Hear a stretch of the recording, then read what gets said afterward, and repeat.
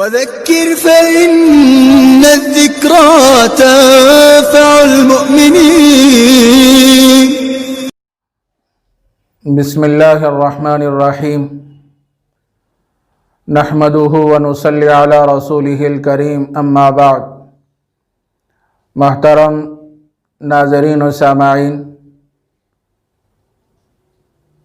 نبی رحمت صلی اللہ علیہ وسلم کے بچپن کی زندگی سے متعلق 5ویں قسط آپ کی خدمت میں پیش کی جا رہی ہے. حضرت حلیمہ فرماتی ہیں کہ ہر دن 2 جانور سفید رنگ کے حضور اکرم صلی اللہ علیہ وسلم کے کرتے کے اندر آتے اور غائب ہو جاتے. آتے تو دکھائی دیتے مگر جاتے نظر نہ آتے. یہ اصل میں فرشتے تھے جو حضور اکرم صلی اللہ علیہ وسلم کی حفاظت کے لیے آیا کرتے تھے تاکہ آپ کو کسی قسم کی کوئی تکلیف نہ پہنچے.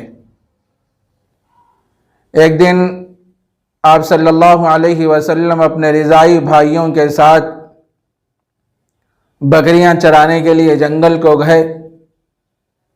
دوپہر کا وقت تھا.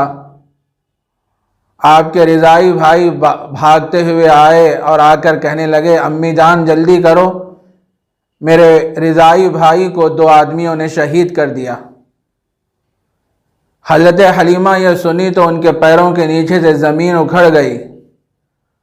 اپنے علاقے کے لوگوں کو لے کے، بنی سعد کے لوگوں کو لے کے وہاں پہنچی تو کیا دیکھتی ہیں کہ اللہ کے نبی علیہ السلام صحیح سالم موجود ہیں. حضرت حلیمہ فرماتی ہیں کہ بیٹا کیا ہوا؟ تمہارے رضائی بھائیوں نے تو ایسی اطلاع دی کہ 2 آدمیوں نے شہید کر دیا. رسول اللہ صلی اللہ علیہ وسلم اپنا واقعہ یوں بیان کرتے ہیں کہ میں بکریاں چرا رہا تھا، 2 آدمی میرے پاس آئے اور میرے سینے کو چاک کیے، دل نکالے اور اس دل کو دھوئے اور اس کے بعد اس کو میرے سینے میں رکھ کے ٹانکا لگائے. اس کے بعد مجھے ایک ترازو میں بٹھائے اور ترازو کے دوسرے پلڑے میں 10 آدمیوں کو بٹھائے. جب میرا وزن ان سے بھاری ہوا تو پھر ترازو کے دوسرے پلڑے میں 100 آدمیوں کو بٹھائے. جب میرا وزن پھر ان سے بھاری ہوا تو پھر 1000 آدمیوں کو دوسرے پلڑے میں بٹھائے. پھر میرا وزن ان سے بھی بھاری ہوا تو کہنے والے نے کہا کہ اگر ساری دنیا کو ایک پلڑے میں رکھ دو اور اس بچے کو ایک پلڑے میں رکھ دو، خدا کی قسم جس پلڑے میں یہ بچہ ہوگا وہی پلڑا جھک جائے گا. ایک مرتبہ حضرت موسیٰ علیہ السلام نے اللہ تبارک و تعالیٰ سے پوچھا تھا کہ مولا مجھے کوئی خاص کلمہ عطا فرمائیے. تو اللہ تعالیٰ نے حضرت موسیٰ علیہ السلام کو کلمہ توحید عطا فرمایا. اس کے بعد فرمایا، دیکھو موسیٰ، اس کلمہ توحید کو ترازو کے ایک پلڑے میں رکھ دو اور دوسرے پلڑے میں ساری دنیا اور ساری کائنات کو رکھ دو، لمالت بہن، تو یہ کلمہ سارے جہان سے وزنی ہوگا. میرے عزیز دوستو، بزرگوں، آخر نبی اکرم صلی اللہ علیہ وسلم کے جسم اطہر میں اس قدر وزن کیسے پیدا ہوا؟ آپ اتنے وزنی کیسے ہوئے؟ یہ تو صغر سنی کا زمانہ تھا، بچپن کا زمانہ تھا. حضرت ابوبکر صدیق رضی اللہ تعالی عنہ عین جوانی کے وقت ہجرت کے موقع پر رسول اکرم صلی اللہ علیہ وسلم کو اپنے کندھوں پہ اٹھا کے لے کے گئے.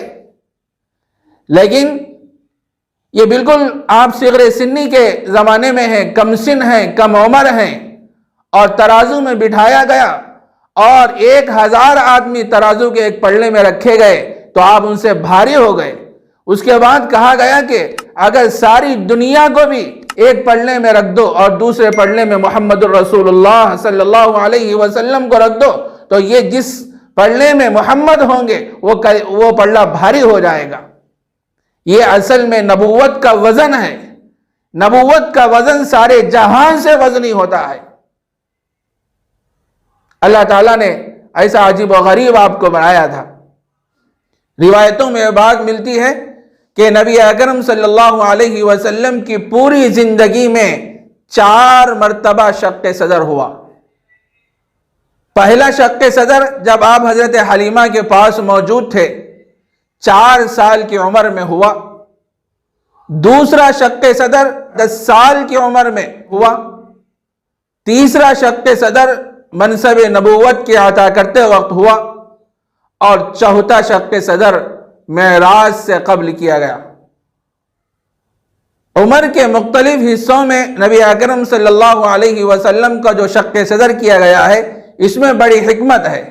علماء نے لکھا ہے کہ آپ کا حضرت حلیمہ کے پاس جو آپ موجود تھے 4 سال کی عمر میں جو شق صدر ہوا، اور اسی طرح 10 سال کی عمر میں جو آپ کا شق صدر ہوا، یہ اس میں حکمت یہ تھی کہ اصل میں یہ عمر گناہوں کی طرف مائل ہونے کی ہوتی ہے، تو اللہ تبارک و تعالی آپ کے دل کو گناہوں کے تصور سے پاک اور صاف رکھنے کے لیے یہ شق صدر فرمایا. دوسرا جو شق صدر ہوا، تیسرا جو شق صدر ہوا منصب نبوت کے عطا کرتے وقت، تاکہ آپ کا قلب اسرار وحی اور معرفت الہی کا متحمل ہو سکے، اس واسطے آپ کا شق صدر کیا گیا. چوتھا شق صدر معراج سے قبل کیا گیا تاکہ آپ کا قلب انور اللہ کے دیدار کا اور دیدار خداوندی کا مشاہدہ کر سکے، اس واسطے سے آپ کا شق صدر کیا گیا اور عمر کے مختلف حصوں میں آپ کا شق صدر ہوتا رہا. تو میرے عزیز دوستو، بزرگوں، جب نبی اکرم صلی اللہ علیہ وسلم نے یہ بات حضرت حلیمہ کے سامنے بیان فرمائی تو حلیمہ سوچنے میں پڑ گئی، یہ بچہ تو بڑا عجیب و غریب بچہ ہے. اور بنی سعد کے سارے لوگ حیران و پریشان ہو گئے. لوگوں نے کہا کہ ہو سکتا ہے کہ اس بچے پر کوئی جن کا اثر ہو، کسی کاہن معالج کو بتلایا جائے. حضرت حلیمہ نبی اکرم صلی اللہ علیہ وسلم کو لے کر ایک کاہن کے پاس پہنچتی ہیں.